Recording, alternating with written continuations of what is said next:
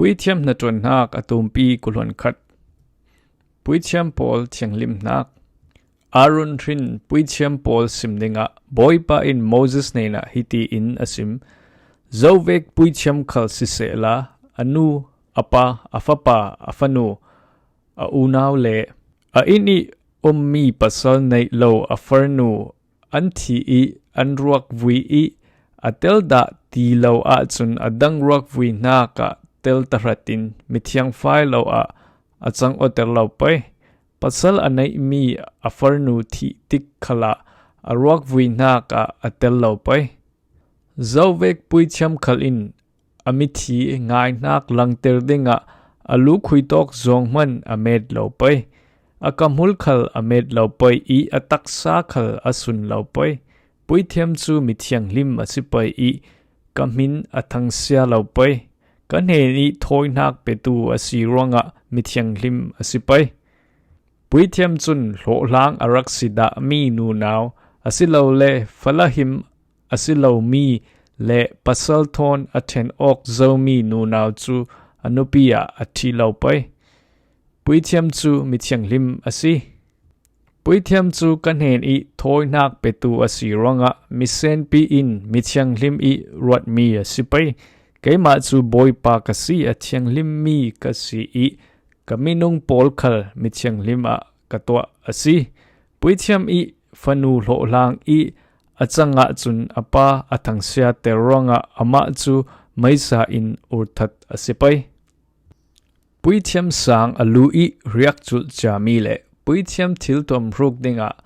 mithiang lim I tua chami chun amithi ngai nak langter dinga asam riat lo in lo pai I ani pon khal athlek lo pai kanheni hlan chami asironga anule aparori anthi mana ruak nak insunga lutaratin mithiang fai lo a changter olha se asilo le kapwan thlam thiang lim swa san taratin ruakin I alu ronga kapwan thlam chu balter hla se falahim athi pai athi mi chu numai asilo pai midang I thencha mi asilo pai I hlohlang araksida mi khal asilo pai athi mi chu ama I rinpi sung I falahim asipai chuti asilo a chun mithiang lim I ruat ding mi afa le pol chu mithiang lo a anchang ding kaima chu boipa kasi I kaima in Puithiam sang sidinga arangte in kashil mi asi tia ati Aaron simninga boipa in Moses chu hiti in ati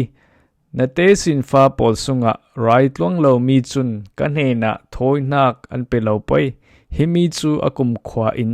nan thlunding mi asi taksa kim lo nak anai tu chun thoinak a pe lo pai mitcho ke ol mai set swa mi kut ke kim lo mi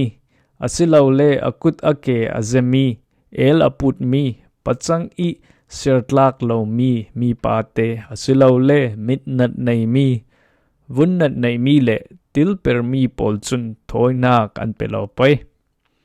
Aaron te sin fa taksa kim lo mi chun kanhena thoinak an pe lo pai kanheni pek mi thoinak athiang lim mi thoinak le athiang lim big mi thoinak la an ai thai pai sikal sela taksa kim lo an si ronga ponzar thiang lim le biak theng kyanga chun anra rim lo pai kamun thiang lim I thil pol chu an bor thlo ter lo pai zianga ti le kaima chu boipa kasi I kathiang fai ter mi an si tia ati himi chu Arun le afapa pol le Israel mi mo neni Moses I simmi asi Puithiam Hnatuannak atumpi kulhon khat